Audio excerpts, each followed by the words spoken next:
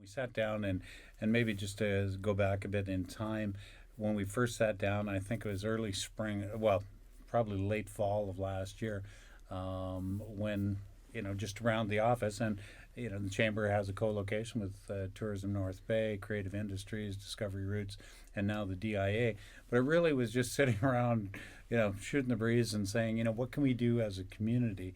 And, Jamie Latham from Creative Industries, she's been terrific as far as from, not only the artwork that she did for the Bay Days promotional poster, but also working with entertainers, working with different groups to do that. And again, that herding cats is probably very appropriate in a lot of ways. But it really did start out as that, just what can we do that will bring our community together, wasn't it? It absolutely was, and not to bring up ancient history, very loath to do that. However, we did believe that there was going to be a vacuum in terms of festivals for the community, and we also believe that North Bay really needs something that we can all come together and celebrate ourselves. There are so many great things about North Bay and so many good things that are going on, but sometimes it gets lost in the noise. And again, not to bring up ancient history, but I remember kind of back in the day with Heritage Festival, the week leading up to that weekend and during that weekend, everybody, smiled a little brighter and walked a little taller and felt a little more exuberant. And I don't believe that we've had that as a community for the last little while. So that was the greatest part of the impetus of bringing all of this together. But just if there was one lesson in all of this or one takeaway in all of this that I hope that people will get is that these are our friends and neighbors. These are the people down the street. This is truly a grassroots community-based event. It is us for us. It's not the city putting it on, although I have to say they've been so extraordinarily helpful. Yes. I couldn't even begin to tell you. They've really picked up the slack. There's a lot of gaps in our experience putting together festivals, and they've been pretty exordinary in filling some of those gaps. That's a true statement. Yeah. Let's call them spackle for the purposes of this filling the holes. But truthfully, this is not some nameless corporation that is doing this. This is our friends and neighbors. This is us doing this for us. And looking for it. And I know that there's lots of events that are planned for that weekend, and I'm certainly not going to ask you to recite every event and everybody. Certainly the Capitol Centre, they do have and they've been at the table since day one. Coincidentally, they have a children's festival that's on the Saturday.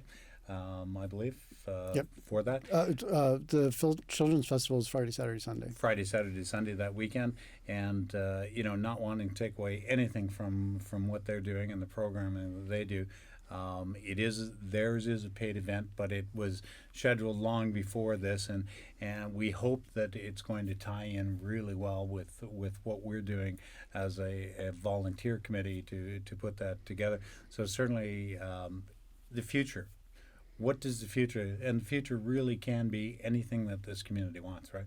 It absolutely can. And to be clear, for all the things that are going on, and I'm happy to run through the ones that I can remember and hope that people will forgive me if I don't remember them. But there is a number of events going on. I guess the very short takeaway is Friday and Saturday night, bands at the waterfront. Then there will be entertainment at the boat afterwards. Again, obviously, if you're going to the boat, you're going to be paying for those sorts of things. But the bands at the waterfront are no charge.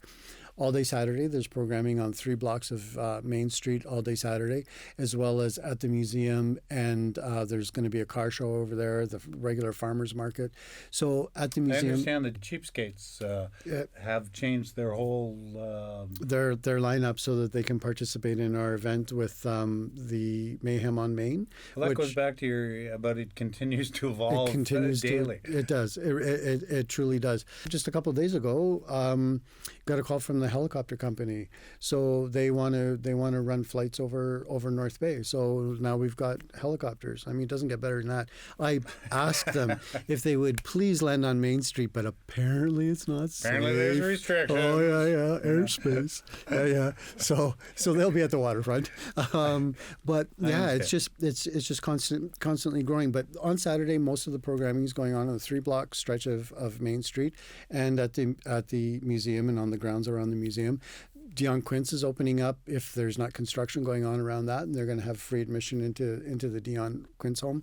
Pasco Bouncy Land is going to be at the museum property. That also is a ticketed event. So there will be a couple of things that will be ticketed, but it's important to note that it's not a wristband event. And that, so I think, is the biggest key. Yeah, when we keep saying free, it's free to go. It doesn't mean that everything that happens is going to be free. I mean, they're not giving away food? No. Oh. Or beer. Or beer. No beer. Hard to imagine with. Well, we'll see if we can work on Steve on that. But no, and then Sunday programming. There's going to be waterfront activities at the waterfront. So ALS on Saturday, Ride for Dad parade is also going to be going on down at the waterfront. But that's a parade through. But Sunday, so HGS has stepped up and they're sponsoring Family Day. So there's going to be a sandcastle building contest. There's going to be a treasure hunt. They're going to be burying money in the sand, and kids will have metal detectors and searching out money. They'll have face painting, balloon making. Northern Experts is going to be down there, so there'll be axe throwing. And the trains and the carousels are going to be running through all this? Yep, all of this. And then there will also be entertainment at the bandshell in the afternoon. So it's not going to be like bands, rock bands, that kind of thing, but there'll be entertainment at the bandshell. Pinty Sportsnet is coming down, and they've got a whole setup that they're going to be doing with children's activities and stuff like that. Emergency services, some of the emergency services vehicles will be down there with their mascots, with their lights flashing, and if you're probably really nice to them, they might let you press the... Really? Yeah, maybe. Do you think? Yeah. Can you put in a good word for me? I'll try to work it out for you. Outstanding. So we've got that going on.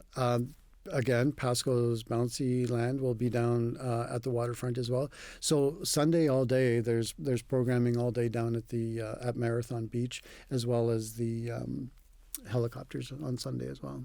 So we're looking forward to a great community weekend on that weekend.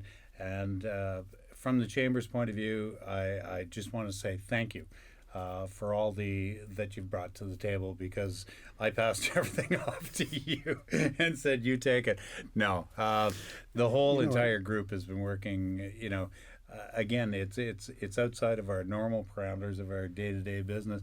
It's about community, and that's really what it's boiled down to, is getting that community feeling back. So we certainly hope to see all of North Bay down there at one point in time over it, and then let's set the stage for future years by making this grow.